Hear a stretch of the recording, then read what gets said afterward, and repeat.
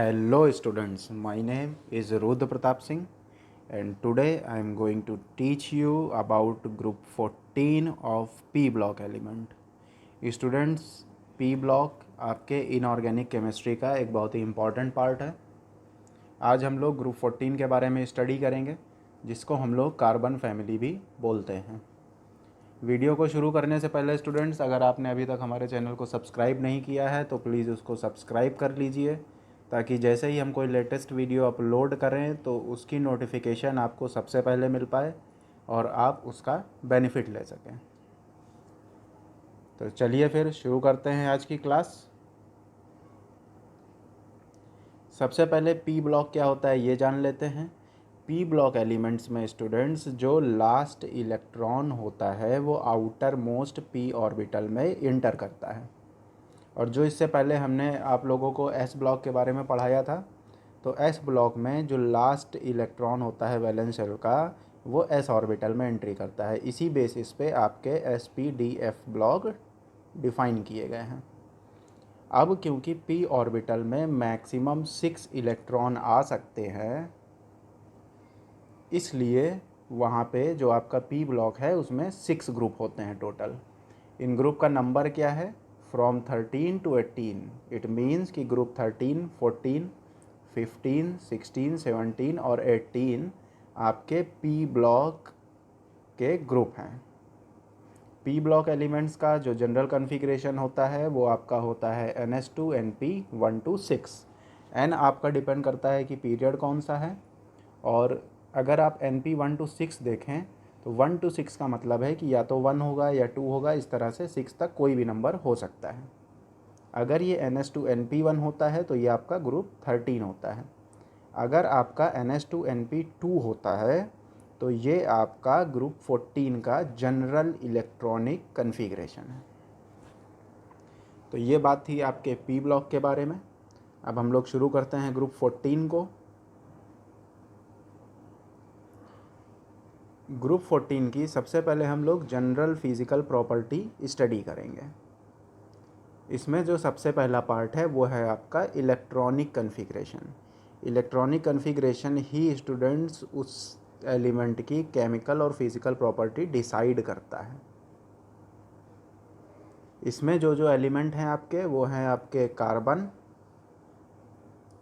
Silicon, germanium, tin और lead. ये पांचों एलिमेंट आपके ग्रुप 14 को बिलोंग करते हैं। कार्बन का आप जानते ही हैं एटॉमिक नंबर 6 होता है, सिलिकॉन का 14 होता है, इसी तरह आगे भी सारे एलिमेंट्स आपको दिए हुए हैं।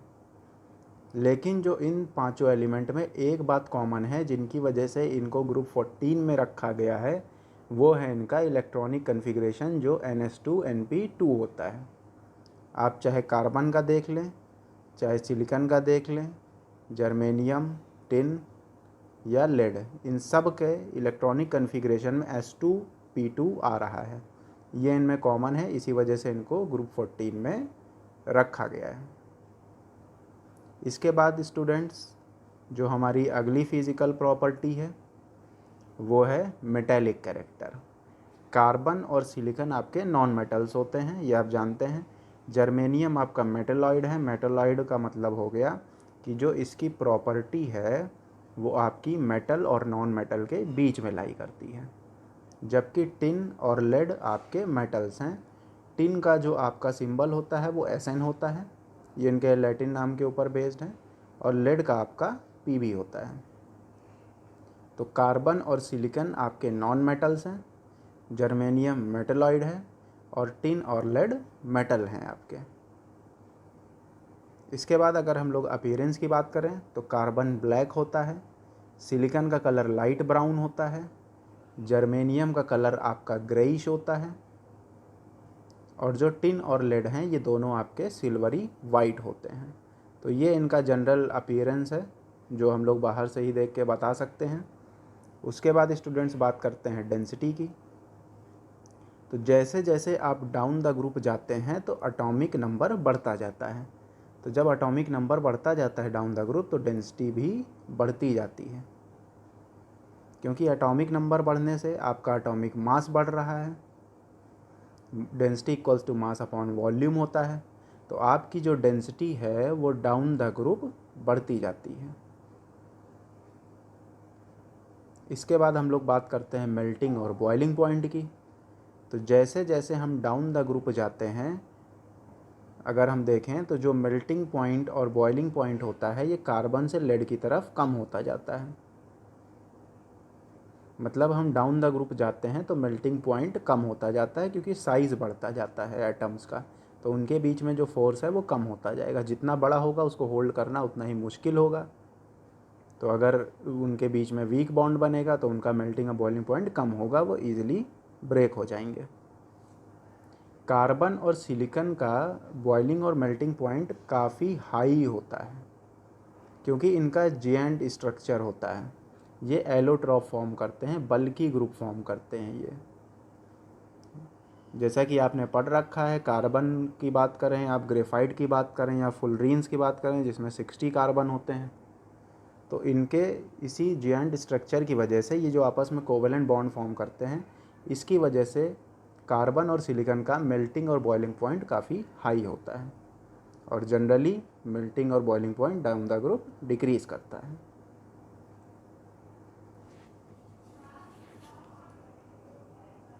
इसके बाद बात करते हैं हम लोग ऑक्सीडेशन स्टेट की। तो ये +2 और +4 ऑक्सीडेशन स्टेट डिस्प्ले करते हैं। अगर आप इनका जनरल कन्फिग्रेशन जो हमने आपको बताया था वो था NH2 NP2। तो जब ये P के 2 लूज़ करेंगे इलेक्ट्रॉन तो इनका कन्फिग्रेशन +2 हो जाएगा,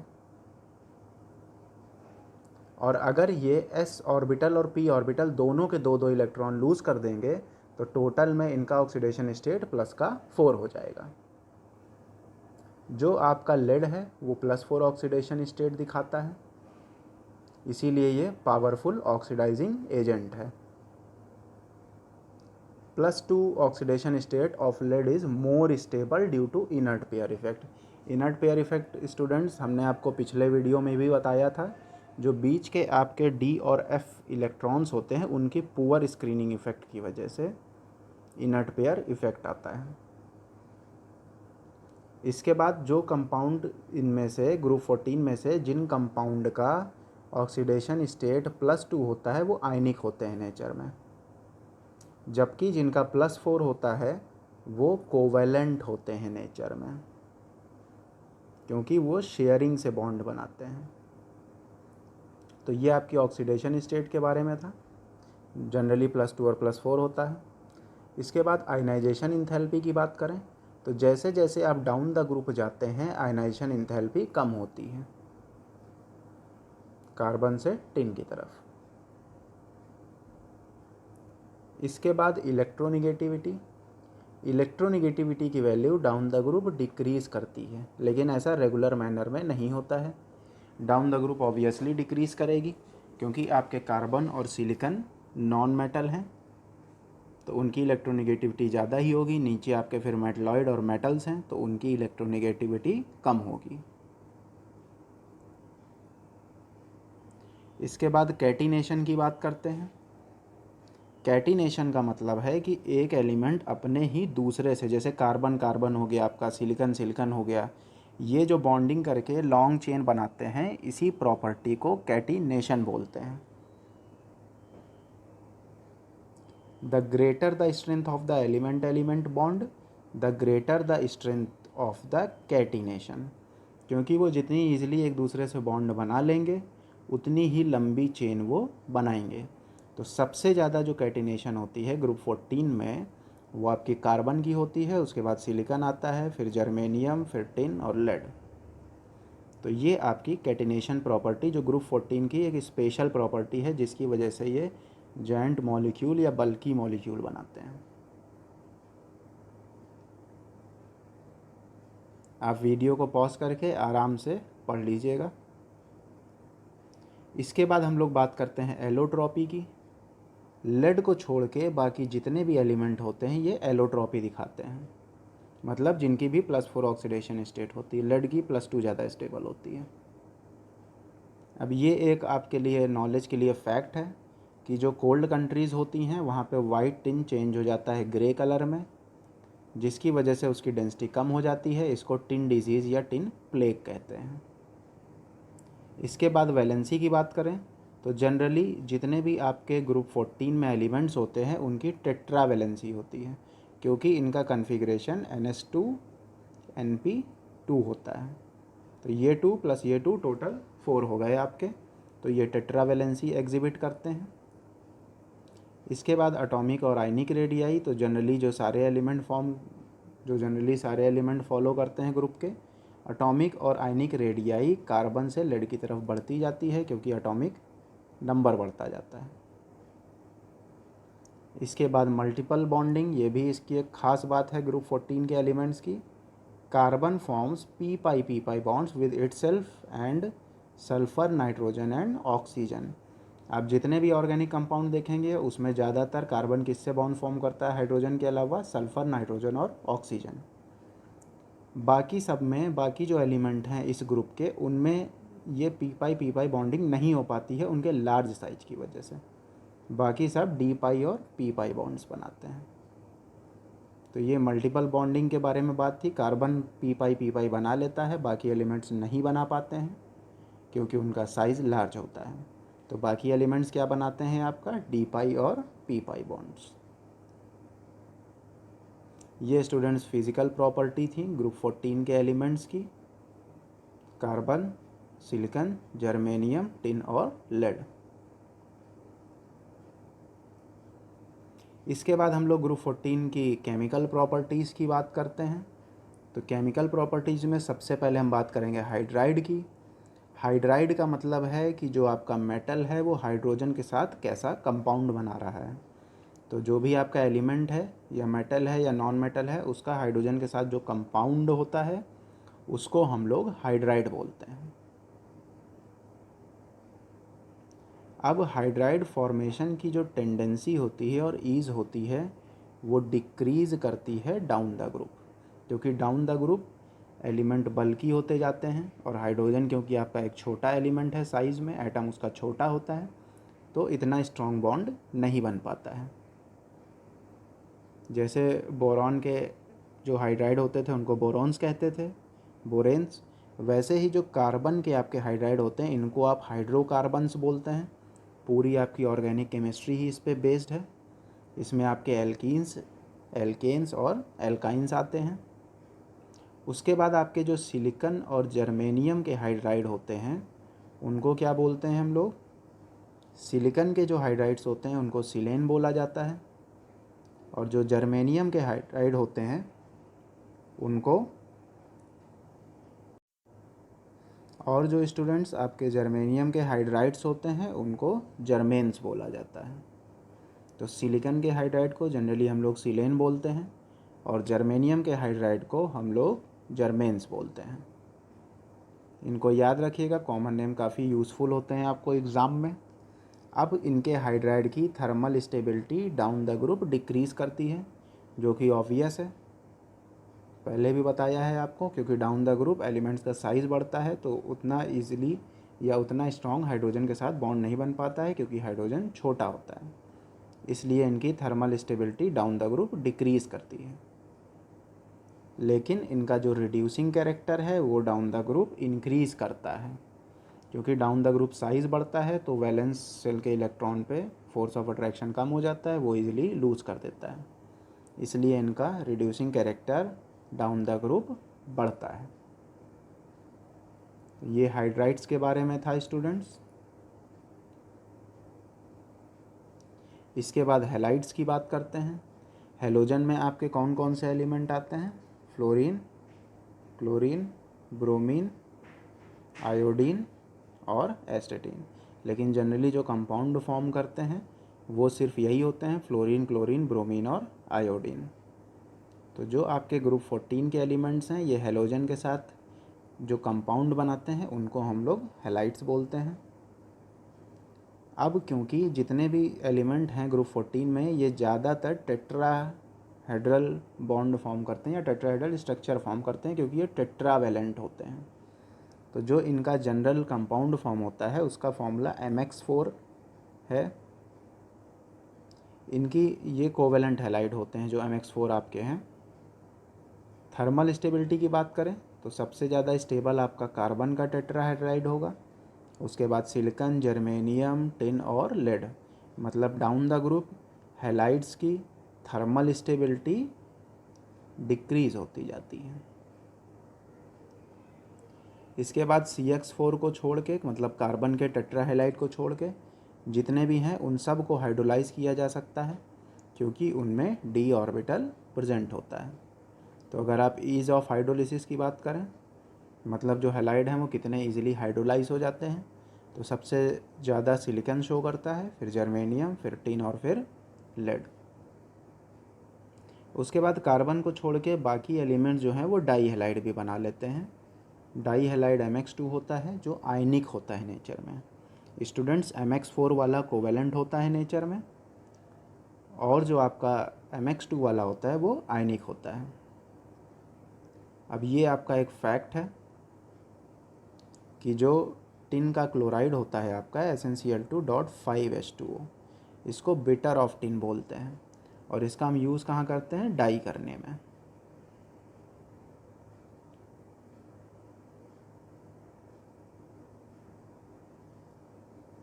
इसके बाद हम लोग ऑक्साइड्स की बात करते हैं, ग्रुप 14 के एलिमेंट्स की। तो यहाँ पे 2 टाइप ऑफ ऑक्साइड्स बनते हैं। पहला आपका मोनो ऑक्साइड होता है। मोनो ऑक्साइड मतलब सिंगल ऑक्सीजन, जैसे कि MO आपका मोनो ऑक्साइड है। इसके एग्जाम्पल स्टूडेंट्स क्या हो जाएंगे? CO carbon monoxide, silicon monoxide, German monoxide और टिन मोनोऑक्साइड, और लेड का भी। और जो नॉन मेटल के ऑक्साइड होते हैं वो आपके एसिडिक होते हैं, और जो मेटल के आपके ऑक्साइड्स होते हैं वो बेसिक होते हैं नेचर में। इसके बाद मोनोऑक्साइड के अलावा ये डाई ऑक्साइड भी फॉर्म करते हैं। डाई ऑक्साइड में 2 ऑक्सीजन होंगे आपके, और फॉर्मूला हो जाएगा MO2। तो इसके एग्जाम्पल क्या हो जाएंगे आपके? CO2 SiO2। ये आपके एसिडिक होते हैं नेचर में, क्योंकि ये नॉन मेटल के ऑक्साइड हैं। और बाकी जो आपके डाई ऑक्साइड बनेंगे वो हो जाएंगे जर्मेनियम डाइऑक्साइड, टिन डाइऑक्साइड और लेड डाइऑक्साइड। ये सारे के सारे एम्फोटेरिक होते हैं नेचर में। एम्फोटेरिक का मतलब है कि ये एसिड और बेस दोनों के साथ ही रिएक्शन शो करते हैं। इसके बाद जो कार्बन डाइऑक्साइड है आपका, ये लीनियर स्ट्रक्चर होता है। अगर आप इसका स्ट्रक्चर देखें कार्बन डाइऑक्साइड का, तो वो इस तरह से फॉर्म करता है। कार्बन डाइऑक्साइड का आपका लीनियर स्ट्रक्चर होता है, लीनियर गैस होती है ऑर्डिनरी टेम्परेचर पे।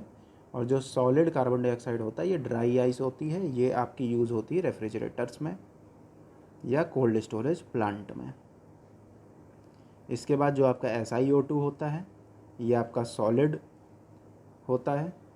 इसका 3D नेटवर्क होता है, मतलब 3 डायमेंशनल होता है, लीनियर नहीं होता है ये। जिसमें Si आपका बॉन्डेड होता है 4 ऑक्सीजन एटम से, टेट्राहेड्रली और कोवैलेंटली। तो ये आपका सिलिकॉन डाइऑक्साइड का स्ट्रक्चर के बारे में था।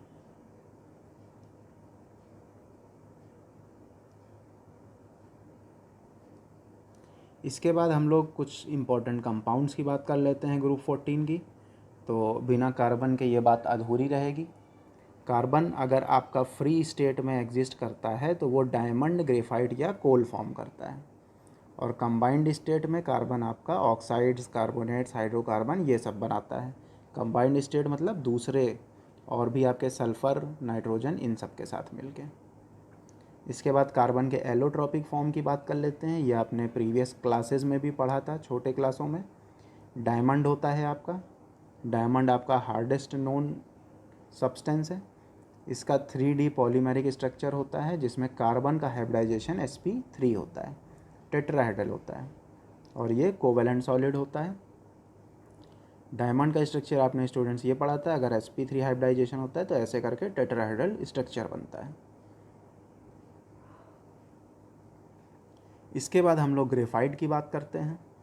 ग्रेफाइट आपका डार्क ग्रे होता है, इसकी हेक्सागोनल प्लेट होती हैं, ये भी आपने बनाया था। तो हेक्सागोनल प्लेट आपकी कैसे बनती हैं स्टूडेंट्स? इस तरह से, ये आपका हेक्सागन का स्ट्रक्चर होता है। तो ग्रेफाइट आपका हेक्सागोनल स्ट्रक्चर बनाता है। इसके बाद जो डायमंड है आपका, वो इलेक्ट्रिसिटी कंडक्ट नहीं करता है, जबकि जो ग्रेफाइट है आपका, ये इलेक्ट्रिसिटी कंडक्ट करता है, क्योंकि इसमें जो है ग्रेफाइट में फ्री इलेक्ट्रॉन्स होते हैं। डायमंड में जो आपका हाइब्रिडाइजेशन है वो sp3 होता है, और जो आपका ग्रेफाइट में हाइब्रिडाइजेशन होता है वो sp2 होता है। ग्रेफाइट बहुत ही गुड लुब्रिकेंट है, इसका यूज़ काफ़ी जगह किया जाता है मशीनरी में। इसके अलावा ग्रेफाइट का जो सस्पेंशन होता है वाटर में, इसको हम लोग एक्वा डैग बोलते हैं, जबकि ग्रेफाइट का जो ऑयल में सस्पेंशन होता है स्टूडेंट्स, इसको हम लोग ऑयल डैग बोलते हैं। इसके बाद जो आपका थर्ड एलोट्रोपिक फॉर्म है कार्बन का, वो है फुलरीन्स। फुलरीन्स में 60 कार्बन एटम्स तक मिलके हो सकते हैं, जो आपके 12 5 मेंबर्ड रिंग होती हैं और 26 मेंबर्ड रिंग होती हैं। फुलरीन में टोटल 60 कार्बन एटम होते हैं। इनका यूज़ हम लोग माइक्रोस्कोपिक बॉल बेयरिंग्स में करते हैं, लाइट वेट बैटरीज में करते हैं, न्यू प्लास्टिक बनाने में करते हैं और ड्रग्स में करते हैं। फुलरीन के डिस्कवरी के लिए नोबेल प्राइज़ भी मिल चुका है साइंटिस्ट को। ये आपके एलोट्रोपिक फॉर्म ऑफ कार्बन थे। इसके बाद कार्बन का जो कंपाउंड है वो है कोल गैस। ये भी काफ़ी इम्पॉर्टेंट है। इसका प्रिपरेशन होता है by destructive distillation of coal. तो कोल का डिस्ट्रक्टिव डिस्टिलेशन करके कोल गैस बनाया जाता है। इसके कॉम्पोजिशन को आप पढ़ लीजिएगा। 40 to 55% हाइड्रोजन होती है, 2 to 12% आपका नाइट्रोजन होता है, 25 to 35% मीथेन होती है, CO2 3% तक, कार्बन मोनोऑक्साइड 4 to 11% और ऑक्सीजन 1 to 1.5%। इसके अलावा आपका इथाइलिन, एसिटाइलिन, बेंजीन भी होते हैं, जो 3 to 5% तक प्रेजेंट होते हैं कोल गैस में। तो ये आपका स्टूडेंट्स उनका कॉम्पोजिशन था। वीडियो पॉज करके आप आराम से इसको नोट कर लीजिए। इसके अलावा कोल गैस का यूज़ इल्यूमिनेंट में किया जाता है, फ्यूल में किया जाता है, और इनर्ट एटमॉस्फेयर क्रिएट करने में किया जाता है मेटलर्जिकल प्रोसेस में। मतलब जहाँ हमें ऑक्सीजन अवॉइड करनी है लेकिन वैक्यूम भी नहीं चाहिए। तो ये आपके कोल गैस के यूजेस थे। इसके बाद हम लोग बात करते हैं नेचुरल गैस की। तो नेचुरल गैस आपकी वही है जो घर में यूज़ की जाती है। It is found along with the petroleum below the surface of the earth. ये हमारी अर्थ में मिलता है, इसको बनाया नहीं जाता है। इसका कॉम्पोजिशन में मीथेन आपका सबसे ज़्यादा है, जो 60 to 80% होता है। हाइयर हाइड्रोकार्बन आपके 2 to 12% होते हैं। ईथेन आपका 5 to 10 होता है, और प्रोपेन 3 to 18% होता है। इसका कॉम्पोजिशन भी आप लोग नोट कर लीजिएगा, कभी कभी एग्ज़ाम में डायरेक्ट पूछ दिया जाता है। इसके बाद जो नेचुरल गैस है उसका यूज़ फ्यूल में किया जाता है, कार्बन ब्लैक बनाने में भी किया जाता है, जिसका यूज़ हम लोग रबर के रीइंफोर्सिंग में करते हैं, मतलब रबर को स्ट्रेंथ देने में करते हैं। तो ये आपके कोल गैस और नेचुरल गैस के प्रिपरेशन, कॉम्पोजिशन और यूजेस था।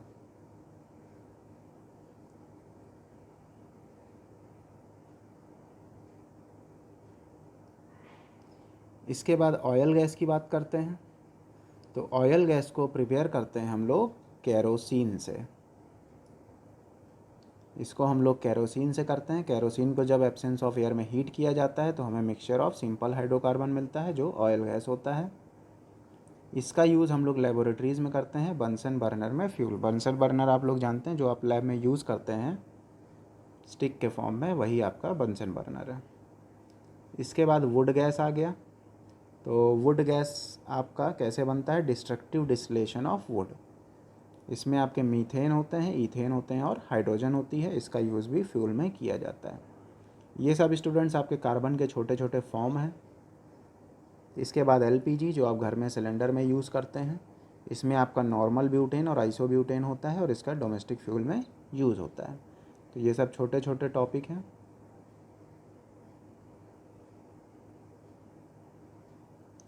इसके बाद हम लोग बात करते हैं कार्बन मोनोऑक्साइड की।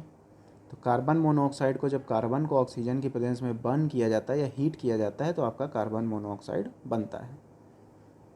या फिर आप फॉर्मिक एसिड HCOOH को भी 373 केल्विन पे कॉन्सेंट्रेटेड H2SO4 की प्रेजेंस में हीट करके भी बना सकते हैं। दूसरा, इसको वाटर गैस और प्रोड्यूसर गैस बनाने में यूज़ किया जाता है।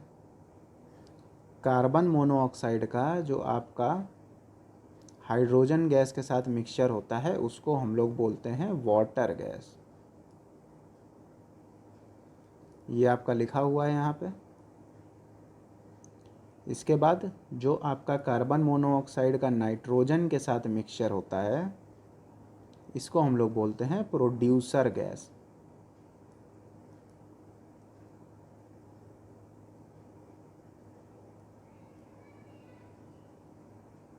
तो कार्बन का हाइड्रोजन के साथ मिक्सचर कार्बन मोनोऑक्साइड का वाटर गैस कहा जाता है और कार्बन मोनोऑक्साइड का नाइट्रोजन के साथ मिक्सचर को प्रोड्यूसर गैस बोलते हैं हम लोग।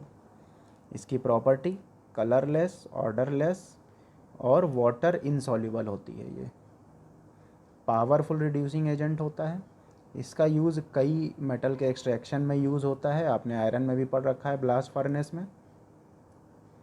इसकी कुछ रिएक्शंस दी हुई हैं, जैसे कि अगर आप जो आयरन का ओर होता है उसके साथ CO को हीट करते हैं कार्बन मोनोऑक्साइड को तो आपको सॉलिड आयरन मिल जाता है। सेम चीज़ जिंक के साथ भी है। जिंक ऑक्साइड को कार्बन मोनोऑक्साइड की प्रेजेंस में हीट करने पे आपको जिंक मिल जाता है और CO2 गैस रिलीज़ हो जाती है। तो ये आपका एक्सट्रैक्शन में यूज़ है कार्बन मोनोऑक्साइड का। तो आप लोग वीडियो को पॉज करके इसकी प्रिपरेशन और प्रॉपर्टीज़ और यूजेज पढ़ लीजिएगा। इसके बाद बात करते हैं स्टूडेंट्स कार्बन डाइऑक्साइड का।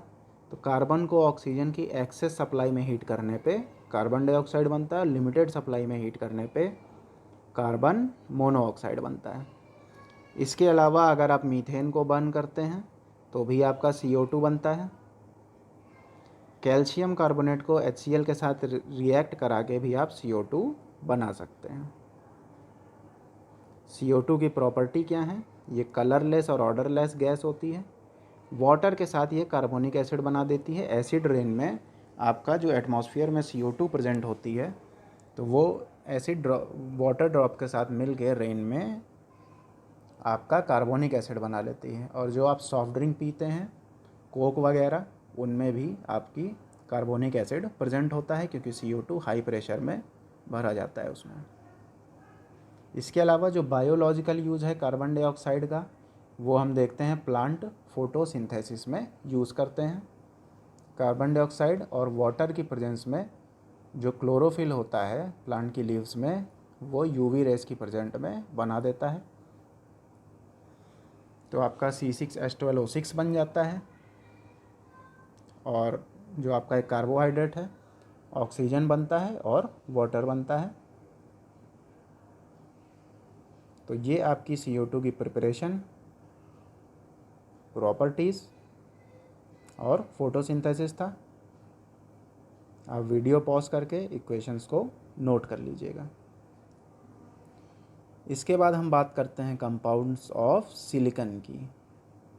तो सिलिकेट्स इसमें सबसे पहला टॉपिक है हमारा। सिलिकेट्स क्या होता है? मेटल डेरिवेटिव होता है ऑफ सिलिसिक एसिड और H2SiO3 का। इसको ऑब्टेन कैसे करते हैं हम लोग? मेटल ऑक्साइड को फ्यूज़ करके या मेटल कार्बोनेट को सैंड के साथ फ्यूज़ करके आपका सिलिकेट बनाया जाता है। ये उसका स्ट्रक्चर है। टेट्राहेड्रल स्ट्रक्चर है इसका। बीच में आपका सिलिकॉन है और चारों तरफ ऑक्सीजन लगे हुए हैं। इसमें कई टाइप्स ऑफ सिलिकेट होते हैं, ऑर्थो, पायरो, साइलिक, ये सब डिपेंड करते हैं कि नंबर ऑफ ऑक्सीजन एटम कितने हैं। और ये उनका एग्जाम्पल है। आप वीडियो पॉज करके इस टेबल को अच्छे से पढ़ लीजिए क्योंकि इसमें डेटा ही है। इसके बाद सिलिकॉन्स जो लीनियर साइक्लिक स्ट्रक्चर होता है या क्रॉस्ड लिंक्ड पॉलीमेरिक कंपाउंड्स होते हैं जिनका जनरल फार्मूला R2SiO होता है। इनको हम लोग सिलिकॉन्स बोलते हैं। इनकी प्रिपरेशन कैसे की जाती है? एल्काइल सब्स्टिट्यूटेड क्लोरोसिलेन्स से। सिलिकॉन्स आपका नेचुरल रबर होता है जिसका यूज़ प्लास्टिक सर्जरी में भी किया जाता है। तो इसमें हम सबसे पहले एल्काइल हैलाइड के साथ सिलिकॉन को कराते हैं कॉपर पाउडर की प्रेजेंस में रिएक्ट 573 केल्विन पे। तो आपका R2SiCl2 बनता है। फिर उसको हाइड्रोलाइज करते हैं तो R2SiOH होल ट्वाइस बनता है। फिर इसका कंडेंसेशन पॉलीमराइजेशन किया जाता है जिसमें वाटर रिलीज़ हो रहा है। तो ये आपका सिलिकॉन का स्ट्रक्चर दे देता है। ये एक पॉलीमर है आपका सिलिकॉन का। सिलिकॉन्स आपके केमिकली इनर्ट होते हैं, वाटर रिपेलेंट होते हैं, हीट रेजिस्टेंट होते हैं, गुड इलेक्ट्रिकल इंसुलेटर होते हैं। इनका यूज़ लुब्रिकेंट्स में किया जाता है, वैसलीन बनाने में, और इंसुलेटर में भी यूज़ किया जाता है इनका। तो ये आपका सिलिकॉन का एक इम्पॉर्टेंट कंपाउंड सिलिकॉन के बारे में था।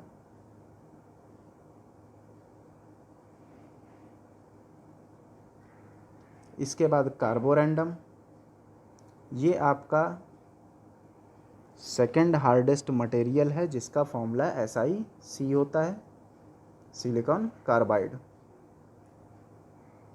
ये आपका डायमंड के बाद हार्डेस्ट मटेरियल है। इसका यूज़ हम लोग हाई टेम्परेचर सेमीकंडक्टर में बनाने में करते हैं और ट्रांजिस्टर डायोड रेक्टिफायर में भी इसका यूज़ होता है कार्बोरेंडम का। इसके बाद जो सबसे ज़्यादा यूज़ किए जाने वाला कंपाउंड है आपका सिलिकॉन का, वो है ग्लास। ग्लास आप लोग जानते ही हैं, ट्रांसपेरेंट, ट्रांसल्यूसेंट, अमॉर्फस सब्सटेंस होता है। इसको बनाया कैसे जाता है? Fusion of sodium carbonate, sodium carbonate के फ्यूज़न से या सोडियम सल्फेट के फ्यूज़न से, और कैल्शियम कार्बोनेट और सैंड या सिलिका प्रेजेंट होता है आपका। ये ट्रू सॉलिड नहीं होता है और इसका मेल्टिंग पॉइंट भी शार्प नहीं होता है। तो इन चीज़ों को मिक्स करके आपका ग्लास बनाया जाता है। ग्लास का जनरल फॉर्मूला Na2O CaO और 6SiO2 होता है। ये जो आपका ग्लास बन के आता है वो ट्रांसपेरेंट होता है। अगर हमें कलर्ड ग्लासेस बनाने हैं तो हम लोग सर्टेन सब्सटेंस ऐड कर देते हैं मोल्टेन ग्लास में। इसके अलावा जो आपने ग्लास पे डिज़ाइंस देखी हुई हैं उसको बनाने के लिए हम लोग HF हाइड्रोजन फ्लोराइड का यूज़ करते हैं। इस प्रोसेस को हम लोग इचिंग कहते हैं। इसको इस पे डाल के स्क्रैच किया जाता है ग्लास को। तो आप देख सकते हैं Na2SiO3 पे अगर आप HF कराते हैं रिएक्शन तो ये NaF H2SiF6 और वाटर दे देता है। तो यही रिएक्शन है जो इचिंग ऑफ ग्लास में यूज़ की जाती है। इसके बाद ये आपकी टेबल है। कलर्ड किस कलर का आपको ग्लास चाहिए तो उसके लिए आपको क्या मिक्स करना पड़ेगा। तो अगर आपको ब्लू कलर का ग्लास चाहिए तो हम लोग COO मिक्स करते हैं, कोबाल्ट ऑक्साइड। ग्रीन कलर के लिए आयरन या क्रोमियम। पर्पल के लिए मैग्नीज ऑक्साइड। ये सारे अलग अलग कलर हैं और उनके लिए हम लोग कौन सा कंपाउंड मिक्स कर रहे हैं या सब्सटेंस मिक्स कर रहे हैं। इसके अलावा ग्लास भी आपके कई वैरायटी के होते हैं, वो उनके यूज़ पे डिपेंड करता है। जैसे कि हार्ड ग्लास होता है जो एसिड और केमिकल को रेजिस्टेंट होता है। फिंट ग्लास होता है, ये काफ़ी क्लियर होते हैं इसीलिए इनका लेंस में यूज़ होता है। पायरेक्स ग्लास होता है, क्रूक ग्लास होता है, जीना और क्वार्ट्ज ग्लास होता है जिसका इस यूज़ हम लोग ऑप्टिकल इंस्ट्रूमेंट में करते हैं। तो आप इसको पॉज करके इनको नोट कर लीजिए कि आपको कौन से कलर के लिए कौन सा सब्सटेंस ऐड किया जाता है और डिफरेंट वैराइटीज़ ऑफ ग्लास कौन से हैं और उनकी प्रॉपर्टीज़ क्या हैं।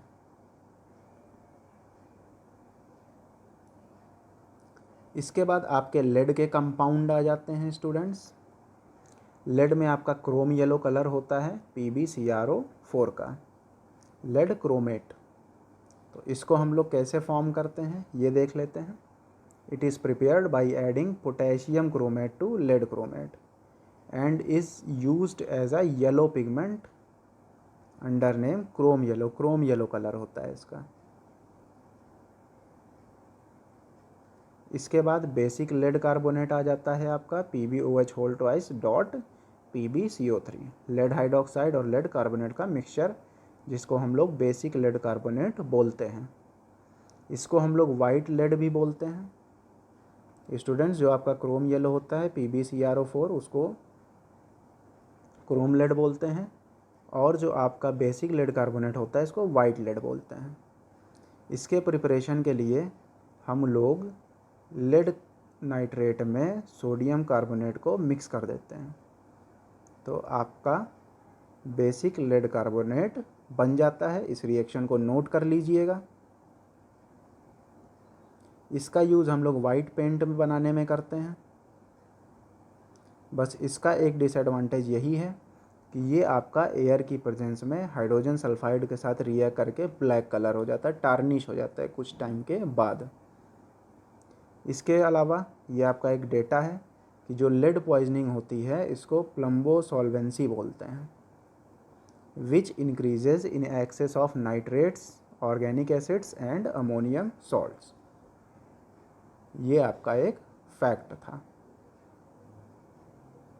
तो ये आपने कंपाउंड्स ऑफ लेड के बारे में बात किया। आई होप स्टूडेंट्स आपको वीडियो पसंद आया होगा। आप वीडियो को पॉज करके जगह जगह पे डेटा नोट कर सकते हैं। उसके अलावा इनऑर्गेनिक केमिस्ट्री एक बार में याद नहीं होती है, आप इस वीडियो को 2 से 3 बार देखिएगा और हमारे नोट्स पढ़िएगा। Please like, share and comment on this video. Thank you for watching. In next video, we will talk about group 15 of P block. Till then,